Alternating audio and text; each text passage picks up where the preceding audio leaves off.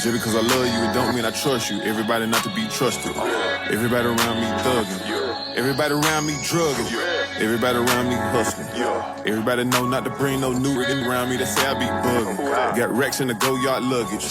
Just cause I love you, it don't mean I trust you. Everybody not to be trusted. What's up, everybody? Welcome to another episode of Uncut with Q. I'm your host, Quentin Flores, and in this podcast, we talk about all things business, entrepreneurship, fitness, mindset.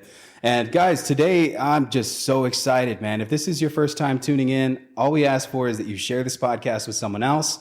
There's always valuable lessons. And today, man, I have an amazing guest who took time out of an extremely busy schedule, because my dude's building all kinds of stuff, to really just come on here and share a story and just to give you guys some insight on who he is, what he does, and really what I feel are some of the principles that I think anybody listening needs as a requirement if you want to do something great with your lives. And so, man, with that being said, dude, go on ahead and introduce yourself to the audience, my friend. Thanks, Quentin. My name is Adam Steele, and yeah, I am a builder of several things. A lot of people recently, especially in the San Antonio area, are familiar with a small business I started called Warehouse Gym, and we built one here. We have one in San Diego, and soon to launch Vegas.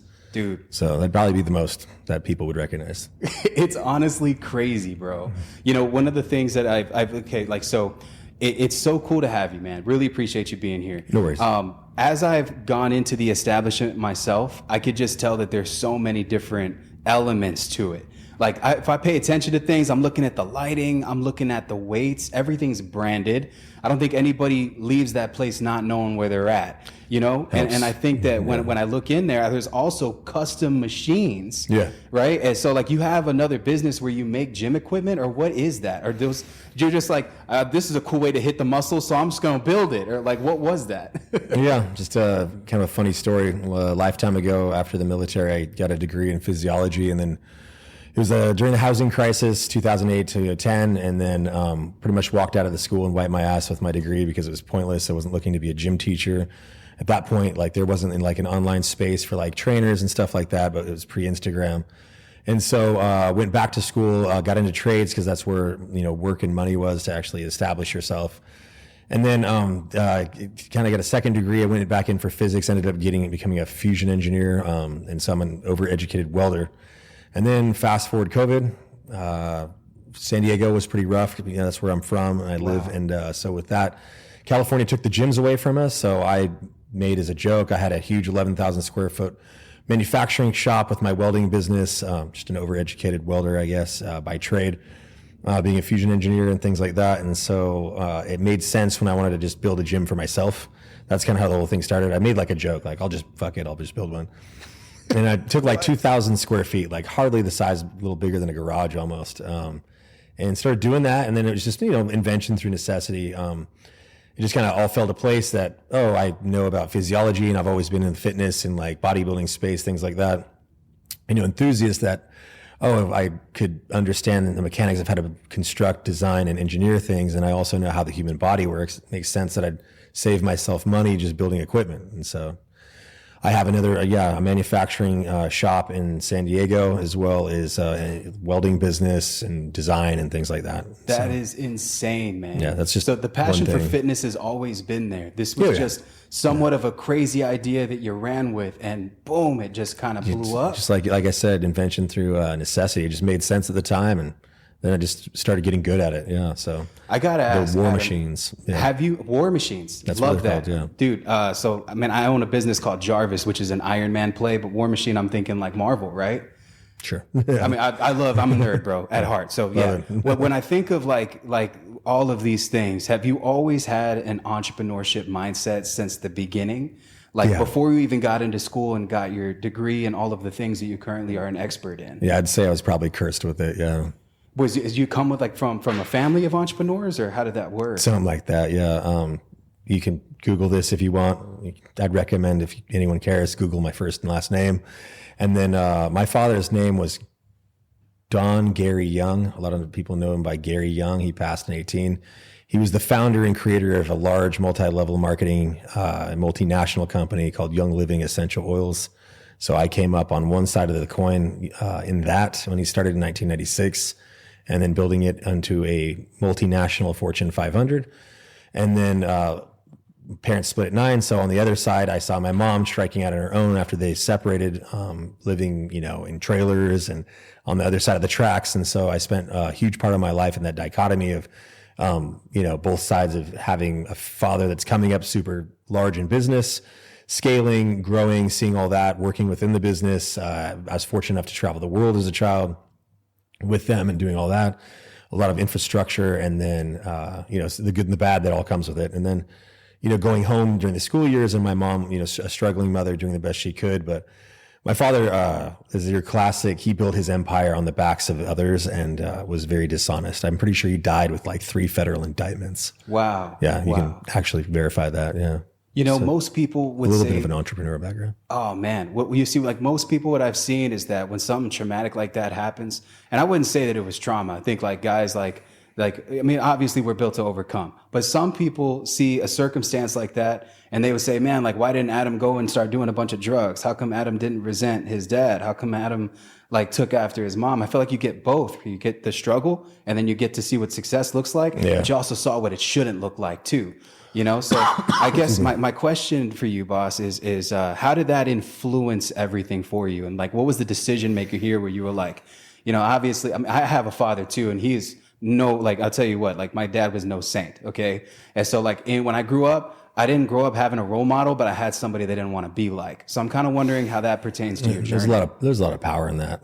I think people who like yourself who are doing well and things like that, it's just a perspective, and it could be genetic, could be hereditary, could be, obstinance, who knows, but, people either choose to cave in or lean into, trauma, if you will, or let it consume them, or, they overcome it and they choose, like you said, not to be that. And it's just, everybody's personal experience.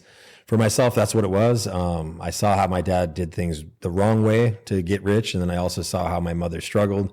I knew that the possibilities of having more were there and that you could create it. And so I was, introduced with what, as a child and a young man, the possibilities of what you can create in your life.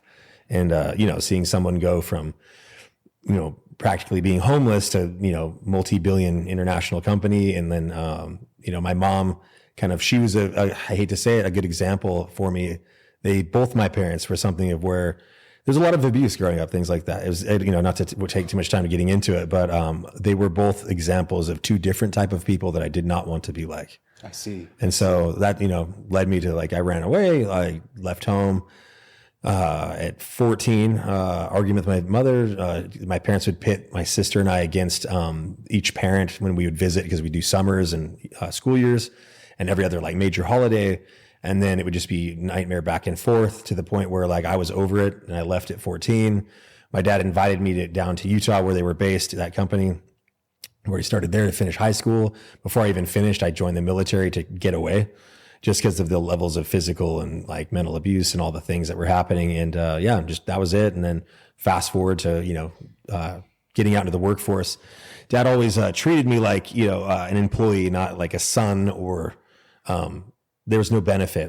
It's super funny. People that knew him back then in the time when I was in high school and things like that, they're like, oh, you're fucking rich. And I'm like, my dad ripped me off on my first car. I worked an entire summer for him and he paid me $1.75 an hour at 15 years old, and then ripped me off. I remember I showed the title to my friend's dad in high school. It was my, freshman year, sophomore year. And his dad laughed because he pulled up Kelley Blue Book, which I didn't know was a thing at the time, being a kid. And he's like, dude, you paid triple for that piece of shit. And I'm like, sick. Nice. Awesome. Yeah. My dad was just making sure, he had, very controlling, making sure they kept me right where he needed me to be. And I just my life, I was just no, that's not what I'm going to do. And so I appreciate my mother for teaching me compassion and how to do the right thing. But she lives in a place that she chooses to be, and it's resentment, continuous, procrastination and things like that. That's why she hasn't really moved on much with her life. She's still successful to a point. She can take care of herself, and unfortunately, some of my older sisters. But my father taught me how to work, and he taught me how to survive, and both things are good. And so, just I guess the Eastern culture, Chinese, Japanese. You take the best from what you can and you make it your own. And so I try to take those strengths and strike out because I knew seeing the world too at a young age. I knew there was just possibility. You know what I mean? I think that's cool to have traveled and whatnot. Yeah. What places have you been to? I have worked and traveled to all over Europe.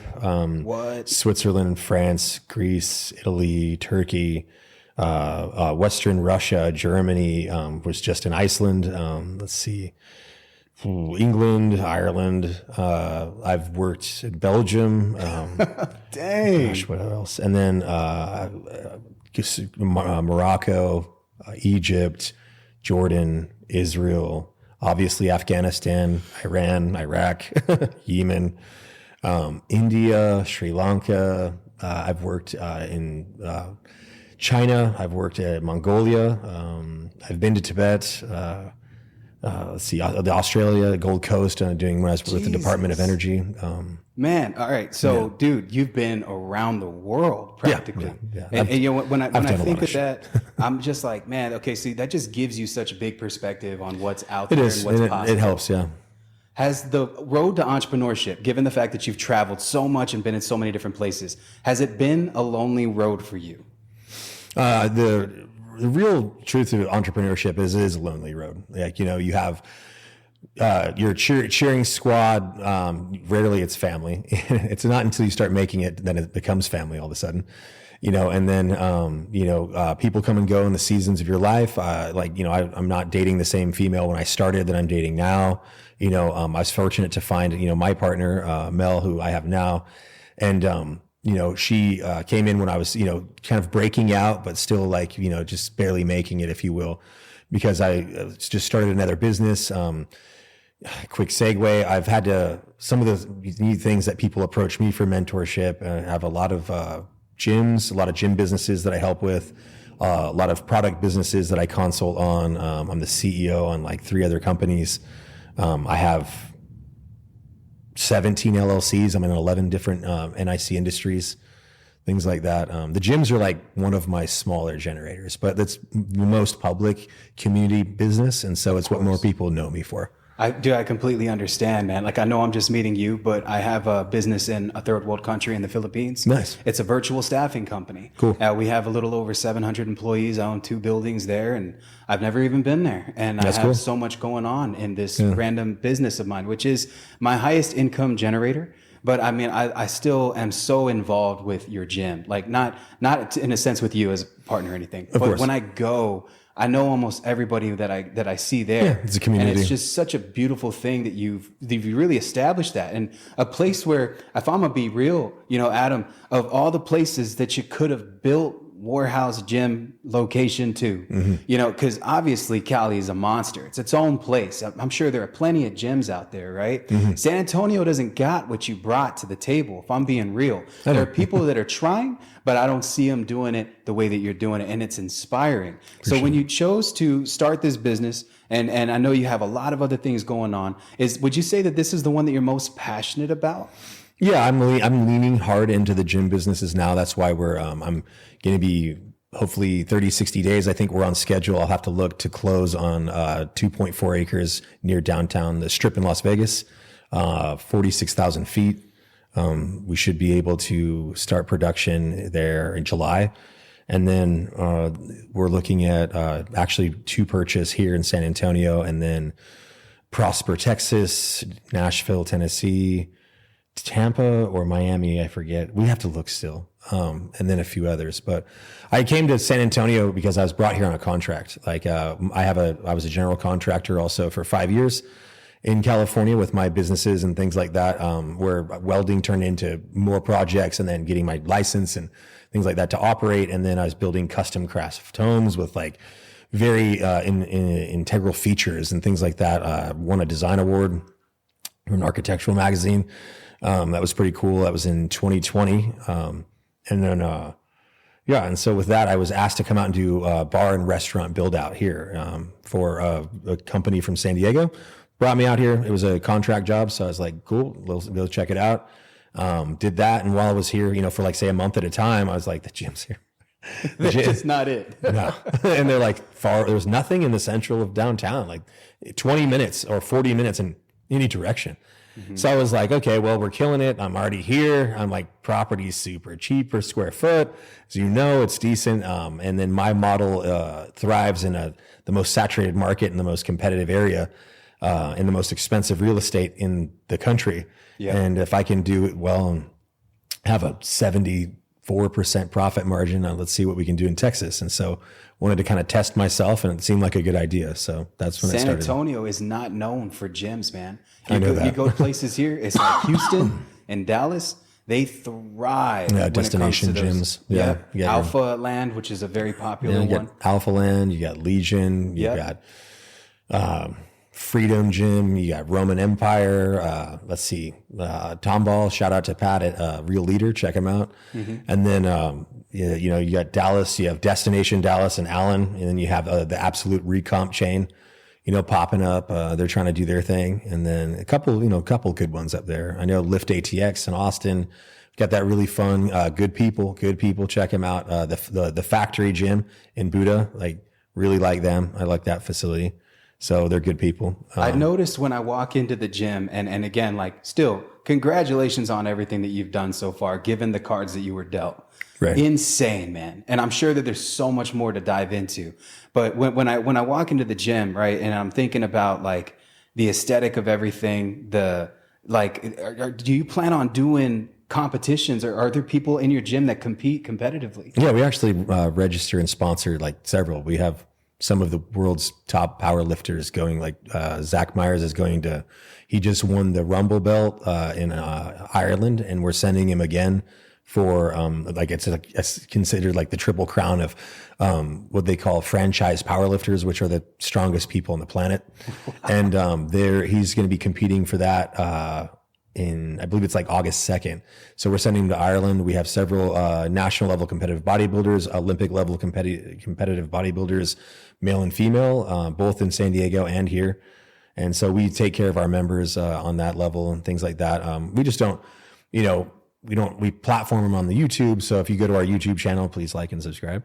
Yeah. And it's called the Legends of the Warehouse, and it's pretty cool. Give them segments to do fun workout vlogs and interview and things like that to kind of give them some fun content that they can repost, and we put that onto our YouTube channel and feature them and different things like that. Give them some apparel and embroider it custom, any sort of self-promoting thing that we can help with. There's a lot of businesses I've noticed too that run their business and work with you to sell products. Yeah, we have. I've seen Buff Cookies. That's one of mine. Yeah. Fit Foodie. There's another one with the jars. There's Jarheads. Yeah, that's another one I'm partnered in. Yeah. Oh, dude, amazing, man. And so it's not only are people thriving community wise, but you also want other people's businesses to win. Yes. And I think that that's such a beautiful thing, bro, because you don't see that, man. There's a lot of ego in San Antonio, man. I've noticed. And it's not healthy either. And I feel like there's so much more in collaboration over competition. And when I walk into the gym, I see on your TV that there's videos of you educating people at the same time. So I know that you mentioned that you were military, right? Was leadership before military, or was that there in the military? Oh no, I joined the military when I was 16. Oh yeah. Jesus, God. Definitely not. Yeah, so it was after. I guess what I'm asking, you would be the leader of these organizations, right? So how has that been beneficial to you, and where did you learn leadership? You learn you learn leadership through mentorships, observation, education, and trial and error. You know what I mean? If you're not paying attention to seeing what's working and what's not working, then you'll never become a good leader. The biggest thing is about learning yourself and taking your ego out of it. And then honestly, educating yourself with the practices of other good leaders. I have on the Engineering Empire platform that we have, I just did a speaking event. I had a paid speaking event. When was that? February, I think it was in February. I'd have to look at it. It's not right in front of me, but we have a podcast list, a book list that I have that people subscribe to, things like that. I helped LLC 3 individuals right from that class so far. We provide things like access to business attorneys that we use that are accredited and licensed. We provide resources that are proven and tried and true, also create that community. And then I also do a lot of hands-on business model review for people. And then Jarheads, I LLC'd them and got them up and running, small minor investments here and there to provide whatever they needed. And then banking, corporate credit, things like that, educate and direct people in the right ways and stuff like that to try to get them to be able to scale. Most people just have no idea, as you probably know, how to start. They don't know what to do. Everybody has an idea. I've been regarded as the master of execution, as it were. And so that seems to be where not only in a leadership role, but being able to have a strength personally. So if I say I'm going to do something, that's exactly what happens. I love it, man. I love it. And I notice you're so involved, man. Try to Almost every single time I go, you say what's up to everybody in your gym. Yeah, I have a lot of friends there. Dude, most people don't, man. Like, I'll be real. I go into certain gyms where I see the owner just walk right by me.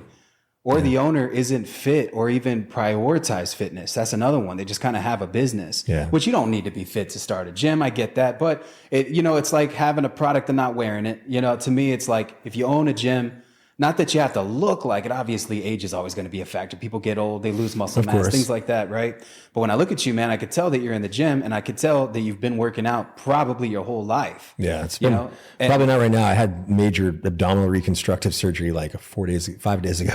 Oh, Jesus. Yeah. So super like fun. when did fitness, because I mean, obviously you had such a crazy childhood, man. I mean, I would imagine you mentioned violence, that you were in fights, that a lot of stuff was going on back then. Yeah, there's a lot. And clearly you were like, got to check myself, go to the military, right? When did fitness become a thing for you? And how has that helped you mentally?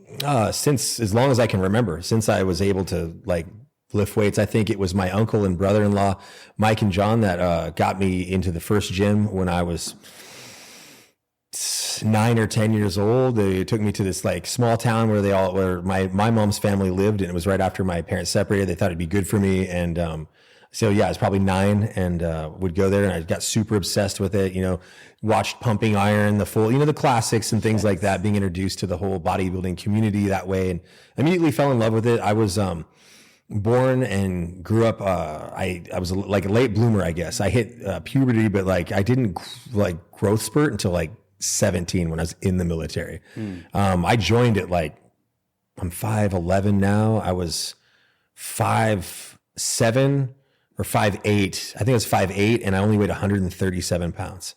And when I got out of basic training in AIT, I was 210 and 5'11".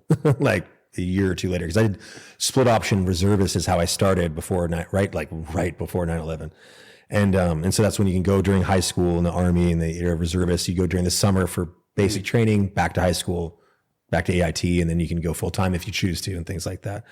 But since I was a little kid, I was born a runt, man, and I think my dad resented me for it a lot because he had a lot of other kids, dude, and I was the smallest one, and so it gave me an inferiority complex, things like that, and I hated it, and so I just wanted to be bigger. I just wanted to be a fucking monster. And you ain't no runt, bro. Not anymore.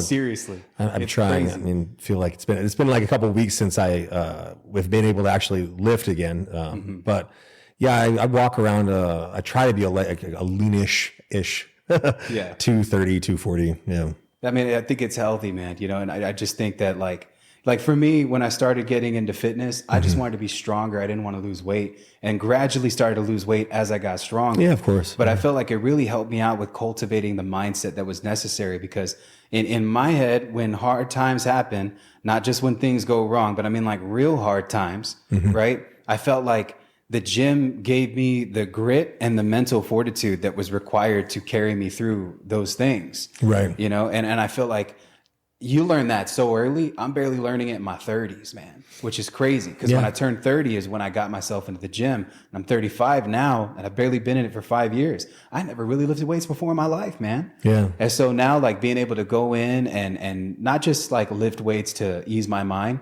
but I think that for anybody who's in a business, entrepreneurship, you want collaboration all day, but I also love the competition too, in a healthy way. Yeah, of course. I could genuinely want to destroy someone and love them at the same time. Yeah, I want everybody to do good, but exactly. I'm better than that. But I'm going to keep doing better as much as you do good. And I think that's important, because healthy competition is what the free market and capitalism, real, genuine capitalism is about.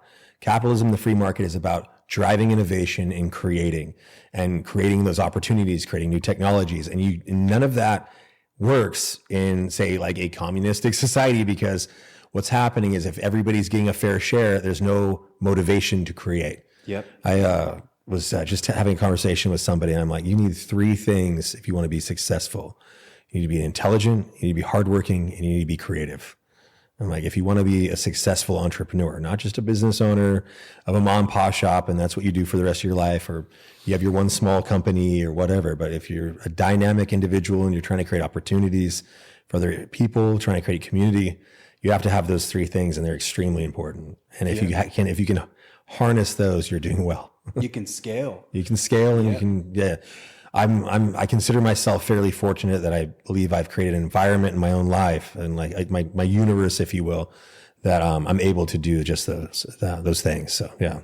Now, would you call yourself completely self-made, or did you have some help along the way with some people that believed in you?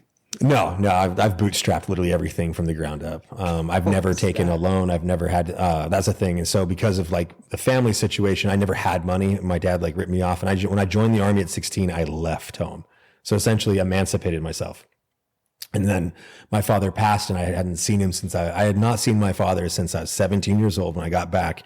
The last time I saw him, I beat him to the ground after he hit me. And so got my justice and walked out the door and never came back. And so, never had money that way. My mom, obviously, kind of living on like, a poor lifestyle. Like she was barely making it.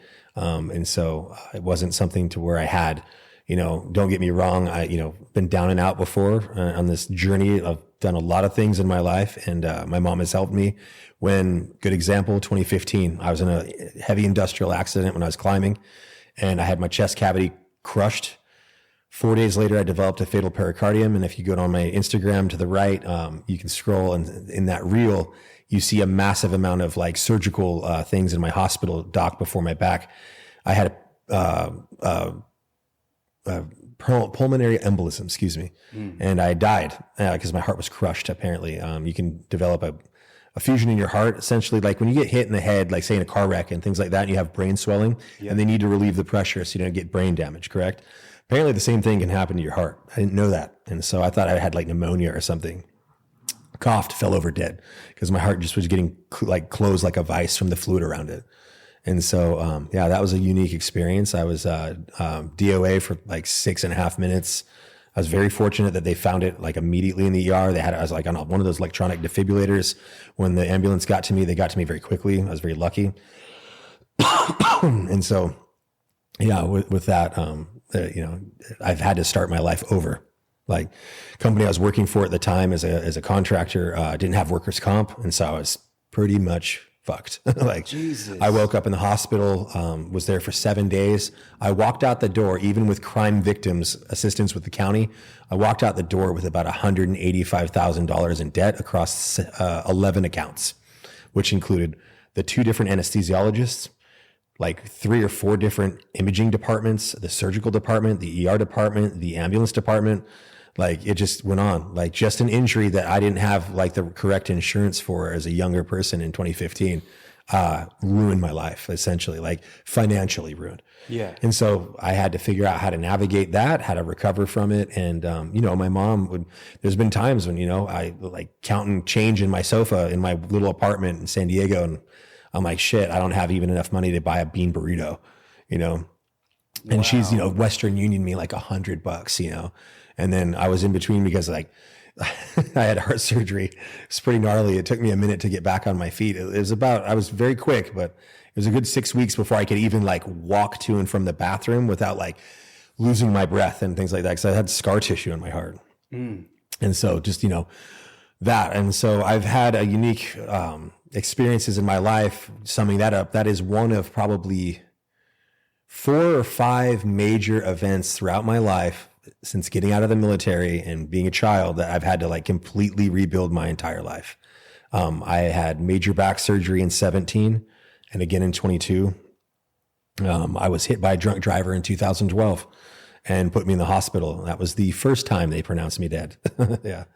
Things like that to where, and being like independent, like trying to like make my way in the world, having jobs where I'm doing trades, trying to work for companies and then building all these things. Yeah, trying to work for myself. My first business I ever got into as a venture was with a couple buddies at 21. We had a beer bar in Salt Lake City, a little beer bar and venue. It was fun. I really dove in. We did well. It was a lease. We sold it. I got in for $1,500, got out with like $7,000. Like, you know what I mean? It was fun. Anyway, that was a good experience.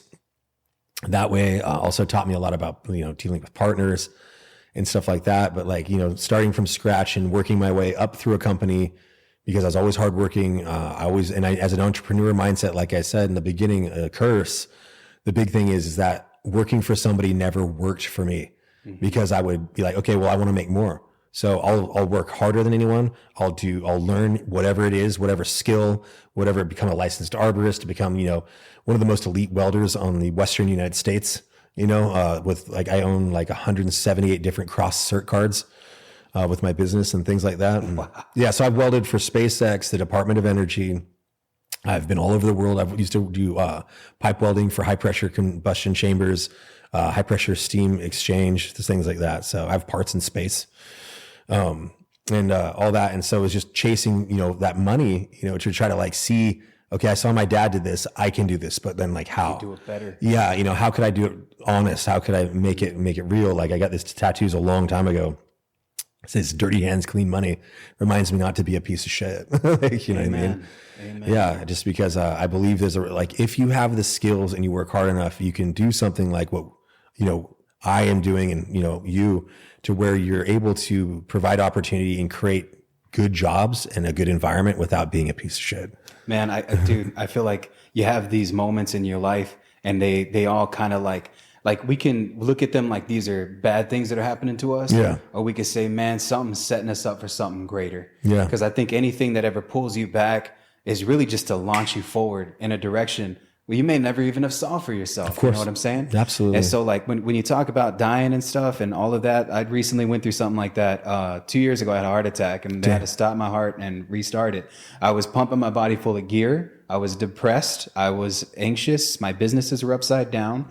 I was in the middle of filing for bankruptcy on a $20 million company. Dang. And that made me so emotional, because it was a company that I loved with a lot of different people that really depended on me, and I felt that I let them down. Of course. And so, I think that's a big one for entrepreneurship is that. But, it all boiled in because I gave up alcohol years ago, so I ain't drinking.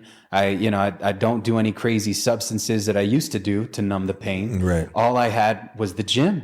And so I just would go, and I wanted to get stronger then. All right, so we can't put anything else in our body. Let's just put more of the stuff that's making us stronger. So in a fury of all of these things, and then one day it just all piled on top of me, I woke up in the middle of the night and I felt like I couldn't move. My face was turning blue. Went and drove myself to the hospital, man. Wow. Forced myself to the hospital. They said, "Sir, you're having a heart attack." Damn. Went to the back, and they had to do a cardioversion on me, which they stopped my heart for about 6 seconds and then came back, which I didn't realize this. But, essentially that's dying. Your heart stopping is dying. And so, you haven't experienced that 6 minutes over is crazy, and just like when I think about that moment when I woke up, something just made me realize like, man, why am I still here? Obviously it's for a damn reason, right? Like I still got something great to do for people. Like my mission ain't done yet. Oh yeah. And so like, I feel like when negative things happen, people got to learn how to do a production pivot.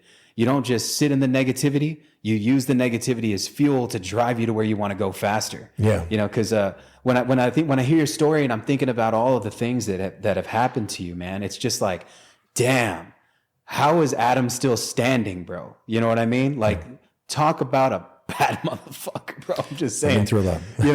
And I love it, dude. It's inspiring to anybody that's watching this that is going through maybe some hardship with their parents. Maybe they're coming from a broken family. Maybe they have an idea and they don't even know if they believe in themselves. What's a piece of advice that you would give to that person right now that hasn't had the circumstances that you would feel would be ideal for anybody who's trying to go and do something great? Yeah, I get asked this a lot. Like, I don't expect people to just go out and put their life through hell to like experience like, oh, I need to experience the hardship, so I can like anecdotally or like formulaic, like feel that same process. Like I don't wish it on anyone. I have more metal in my body than Wolverine, And, but like the simplest way is to just choose hardship. And there's very creative ways and healthy ways you can do it. Adding healthy stressors to your life, not taking handouts, moving out of the house, forcing yourself to be on your own.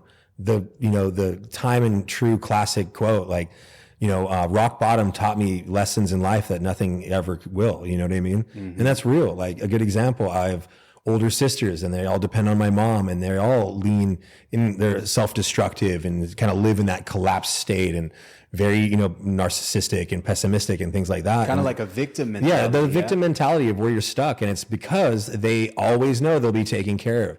I'm telling you right now, if you want to figure it out, put yourself in a situation where if you want to stay alive, you need to fucking move your ass. Like that's where I've been. And that's one of the biggest things. They're like, oh, you got to be hungry. I'm like, yeah, I fucking was, literally, like actually. So yeah, I definitely figured that out. And so that's how it works. And, there's healthy ways to do it. There's constructive ways. I see this, young generations coming in and, God, we just had some kids over the weekend at the gym and kid smashed his finger between two dumbbells, just being, careless. And he was 22 or something and going into shock. I'm like, dude, calm down. You're not pregnant. It's like, let's just clean it up and wrap it up. It's like, oh, you think it's broken? I flicked it and he didn't jump or anything. I'm like, no, I think you're okay. You would know. And I'm just like, and I moved it, I straightened it. It wasn't not straight. I just moved it around and he wasn't flailing. And he was just having this I've never hurt myself. I'm like, oh my, are you serious? Have you ever been outside? Go touch grass, man. Good grief, dude. And so, got him to calm down, hydrated, and then did a little light triage with our first aid kit, and he felt a lot better. And, I'm sure he's fine. The fact that you were even there and cared enough to be involved. Oh yeah. I'm sit down, dude, calm down. And I pulled my glove off and I'm like, dude, look, I've had my fingers cut off. I've had my hand cut off. Give me a fucking break. You know what I mean? Just calm down, take a deep breath, drink this, take some Gatorade. And, but yeah, like I said, seeing these young generations where they're being raised on screens and parents are just failing left and right, and I don't care. Parents today are not parents. It's almost like an inconvenience with their kids being in their lives. So they find these ways to subvert their responsibilities of actually raising them. And it's just, it's insane to me. I'm not a parent myself. I have 4 older sisters. They all have kids and I've seen them all grow up. It's insane. And then, of course, seeing generations coming up, if you want to be good, just put, I hear people say, put chaos in your life. You can just choose to grow up, get out, put yourself in a situation where you need to figure out no matter what. Because at the end of the day, being in a wheelchair, having heart surgery, having my fucking hands and legs cut off, being blown up, being shot, all these things that have happened to me. Those are real hard things, bro. Yeah, I know. Those aren't just normal things. Every day I woke up and when my feet could hit the ground and I could stand up, I didn't die. You know what I mean? And if I'm not dead, then I can fucking move. You know what I mean? If I'm not dead, then I can do something, period. You're not going to die. You know what I mean? It's not going to kill you to try something. It's not going to kill you to get a real job. It's not going to kill you to fucking start a business and see what happens. Oh yeah, it's scary. Yeah, so's fucking cancer. Well, you don't know if you're going to get it or not. So fucking, why not try? You know what I mean? Flip a fucking coin. Grind it out. I think at the end of the day, it's a choice and people choose the path of least resistance. Of course. And think about any time you've ever lifted weights, Adam, if we ever wanted to get stronger, will we get stronger sticking with the same weight?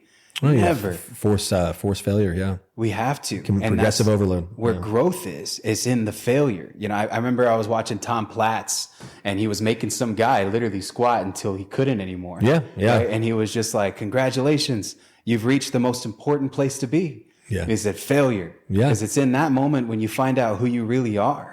You know, and I think that you've been faced with a lot of that adversity to overcome plenty of these things, and your life is just, nothing short of inspirational, Adam. I'd be real. This is probably one of the best damn podcasts that I've done in a long fucking time, man. Appreciate you. And when I think about your journey, I feel like it resonates heavily with anybody watching this, that you aren't your parents. Just because you come from a broken home doesn't mean a broken home got to come from you. Legacy is real. Yeah. Legacy is real, and you can create legacy even if you didn't have legacy. And I think that when I hear your story, that's the first thing that comes to my heart to say, And so man, just seeing the gym and everything that you've built so far is just so crazy because I'm getting a glimpse of who you are and what you've done. Right. What are the plans for the future? I know you got this big thing going in Vegas. the gym thing, man, is so beautiful, bro. I love it. I'm glad to be a member at your gym and to work out there and to meet the people. Everybody that's a member is on it. You know what I'm saying? And they're nice. I love the accountability. Yeah, you know, it's great. I had my membership revoked for like a split second. Guy would pull me off of the machine because I went in after someone else, right? And I just had a beep thing. Yeah. And he was like, "Got to come over here." I said, AI. "What is it?" Yeah. And he was like, "Listen, man, I'm only going to tell you this one time, all right? But, you know, Adam's real serious about this." I said, "What happened?" He's like, "Well, did you know that Tuesday at approximately 2:32 p.m., that you forgot to put one of your plates back after you were done with your legs?" I said, "Jesus Christ, no way." Really? And he was like, "Yeah, we caught that." And I was like, "I'm going to let you know, when you're done with your shit, you put your shit back. Okay?" That's super funny. And I said, That's right. really what they said. Dude, I shit you not. It was the older gentleman at the front, the older guy with the Yeah, beard. Cisco. That's super Love funny. him, man. I said, "Bro, honestly." He was probably like messing with you. I know. But he was like, "We're going to reactivate it, dude. Don't worry about it. But just put your shit back when you're done." Yeah, Dude. that's I said, super "Hell yeah." And so when I thought about that, I was like, Yeah, he likes to give fucking people A. hard. He likes to mess with people. The dude who owns this place loves accountability. Yeah, Because it's if you're going to necessary. put the damn weight on there, put it back. It was just an instance, and I never am that way, where that had happened, and I loved it. I thanked him for letting me know. Yeah, it's about the culture of how you treat people is kind of huge as well. And like, there's nothing wrong with following rules. They're there for a reason. Like accountability, a lot of people don't get into it. I think I've done reels on it in the past, but the whole read rack your way, it's like, people are like, "Oh, like you have staff for that." I'm like, "No, I don't have your mom for that." And I'm like, because guess what? We don't get paid to clean up after yourself. I'm like, if you want me to hire someone to wipe your ass when you go to the bathroom, I'm like, "You sure?" I'm like, "Cause I'll raise your membership. I'll hire somebody right now. See if they follow you around." I'm like, "That's cool. Pay like $1,000 a month. I'm into it." Like, you know what I mean? Yeah. Probably, Twitch that or something. I don't know. But, yeah. And so, Boys are going to pull straws, bro. yeah, they're like, I'm not doing this. And so anyway, but the actual practicality of it, like being such a basic thing of like housekeeping, accountability is also too, like we have kids that are, 16 years old that come in that gym, females, males. We also have female and males that are 81 that come into that gym. We also have trainers that pay for that space to have access to utilize it for their clients that are also members. Putting those weights away is making sure that if there's an old lady behind you, she can actually use that machine because it's not overloaded. Man, honestly, dude, the accountability though is probably one of my favorite things. Like, I love when somebody calls me out on my shit. Like, really, please do, because you don't love me if you don't do that. That's how I feel about it. I think it's a wrong thing to just allow people to be pieces of shit around you. And truthfully, you're an enabler if you just allow someone to live within that behavior. So when he pulled me out to do that, granted, he may have been fucking with me. I still think that was so cool. I thanked him for that. Yeah. And I told him I appreciate to that, tell man. you that was great. And that if that ever happens again, next time, punch me in the fucking face, because Right. I don't want that. And I don't ever want to be a burden to anybody's establishment. I go there fully accountable for what I do there. Now I'm wiping everything down. I'm fucking putting everything back, dude. And I'm it's looking at all about everything. the culture, yeah. And I It think that's is. the biggest thing a lot of people miss with branding, and even these branding gurus online. Like, so many people don't even understand what branding is. It's very simple, and how do you create culture? You do it with branding. It's synonymous. I always use the tribal term for tribes in Africa. Like, I was very fortunate to have an experience in Nigeria as a very young child. I went through the little rite of passage when you do your first hunting expedition, like trek. And we had my ears blown out in the Niger River. There's a thing that the young men were all doing at like 11. Yeah, I think it was. Wow. And it was cool. I was super fortunate. It was an amazing experience. I wouldn't trade it for the world. But with that being said, tribes are heavy in culture, and like how, there's this West African tribe maintain so much like healthy, strong heritage while also being modern at the same time, with some of their lifestyle. And it's just, it's rituals, which are, your SOPs, it's standards, which are what you're taught, things like that. And then it's just your operating system. It's like how you, the standard, and like how you guide and lead, things like that. And same in business. If you want to have a healthy brand, you need to have standards, you need to have healthy operating procedures, and you need to have healthy leadership. It's very simple. That's how you build culture. I wish we had more time to dive into all of that, but truthfully, bro, just thank you so much for being on my podcast, bro. No worries, bro. Dude, for all of my people that are watching this right now from across the globe, we have a huge audience here. A lot of them are real estate entrepreneurs, a lot of them fitness. Where can they follow you, man? How can they get You can more follow to- us on Warehouse Gym YouTube. You can find me. We're about to launch the Engineering an Empire mentor and like information platform for businesses and scaling. I have my SaaS business. We just created merchant service. That's the gas systems through Genesis Automated Systems. And let's see, my Instagram, Adam Steelbaum. And then of course, the gyms. Engineering an Empire is not a hard way to find me. Most people find me as an individual just online. If you Google my first and last name, you'll find it. Man, what is a piece of advice that you can leave the viewers with, brother? Based on everything that you've gone through, what has been probably the best piece of advice that you can give to everybody else? I think I saved this from last night. You probably saw it, and I was just writing a few things that like came to mind. And, just quick tidbits at the last minute of how you'd sum things up. And it's just that, life isn't easy and it's not fair, and you're not going to get anything out of it unless you just suck it up and fucking work hard. And, educate yourself, do as much as you can to learn skills and learn. I'm constantly reading and learning. And so, you get what you put out, you know what I mean? So if you put in the work, you'll get something in return, but it's going to take it. It's going to take work. Shit's hard. It is, man. Yeah. I think there was one last piece on that. It was don't be a bitch.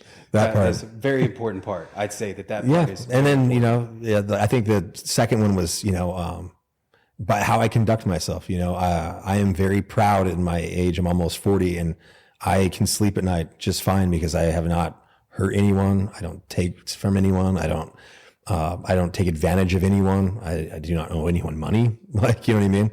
I think it's a blessing and a huge part of that. I believe I've become a man that I want to know, that I would want to know. And I think that's huge. And so any male or female out there, like, take a good long look in the mirror and how you conduct yourself, even in your relationships and your friendships and things like that, even with your family. Are you a person that you would want to know? Like, you know what I mean? Like, I would want to have my number at the top of the list. Like, and I'm cool with that. Dude, been such a great time. Thank you, Adam. Likewise, bro. Guys, appreciate y'all for listening. You guys make sure you follow Adam on all the platforms. I'll throw them also into the description of the video. I'll catch you guys on the next one. Let's get it.